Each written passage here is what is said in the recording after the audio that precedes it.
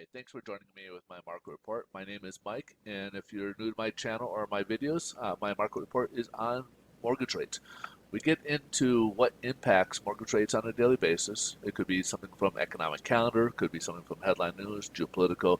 Sometimes all those things could be good or bad news for bonds. Sometimes investors have a different sentiment, and that changes. So people from the outside wonder why is this happening when this should be good news. So we're here to kind of give you the background or different information, give you the trend as to where rates are moving, uh, give you a heads up as to what might be impactful for that week. So that way, if you guys are in the industry, you guys can hopefully have some talking points and kind of understand where the market's going. Also, if you guys are a consumer or looking to refinance or purchase, hopefully this information will better provide you the information to decide if you want to lock in or if you want to hold off and see if you can get better rates. A little bit about myself is I am a loan officer. I do work with the national lender. So if you guys got questions about mortgage programs or mortgage rates or anything you think we can answer, please feel free to reach out. We're here to help you guys. Uh, we'd love to earn your business, so please, again, we'd love to hear from you. Without further ado, we'll start off with today's economic data. So we really don't, again, this, as I mentioned last two videos, this week's relatively light in terms of economic data. This isn't something we normally would go over, but it's there so I want to kind of go over. It's just basically, it doesn't have any much relevance in the markets, but it's the report from MBA, which is the mortgage activity or mortgage loan activity report. So it kind of lets you know if there's more applications were reported that week or not. So last week we saw a decline in the purchase activity from 310,000 down to 295, and then we saw an increase in refinance because we had a drop in the rates. Went from 2.3 million all the way up to 2.5 million. So it jumped up almost jumped up about 200,000 as that were.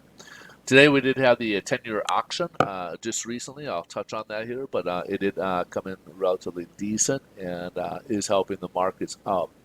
What initially affected the markets early on was we had some news regards to from Pfizer and BioNTech basically coming out saying that if you had the third shot, it does work pretty well against uh,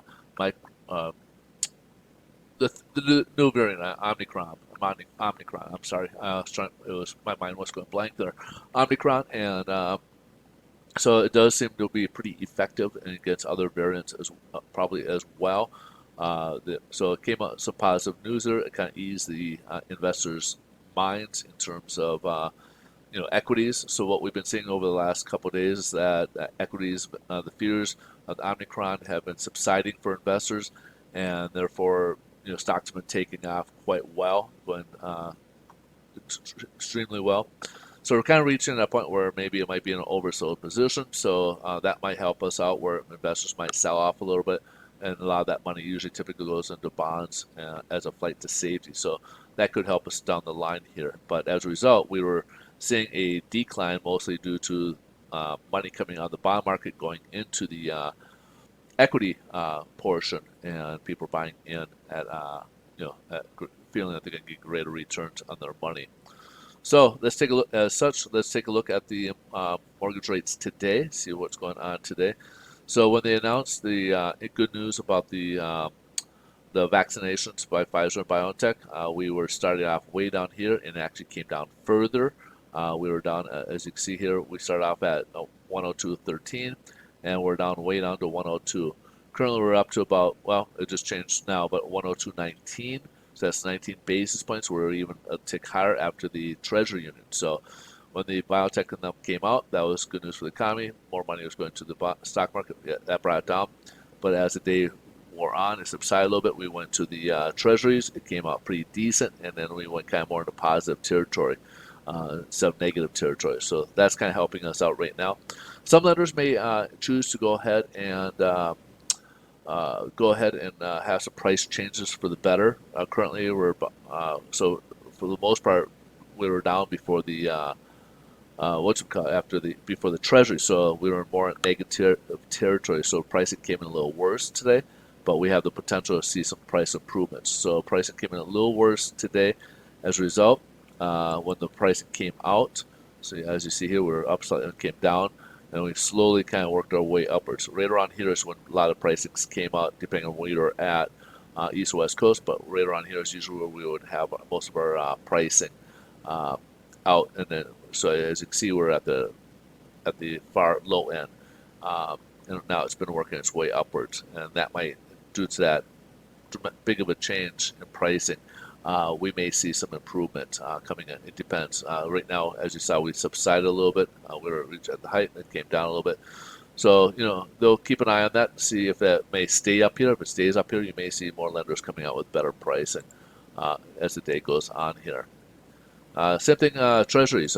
Treasuries were way down here to about 1 point. Sorry about that. As we saw here, it doesn't really show you here.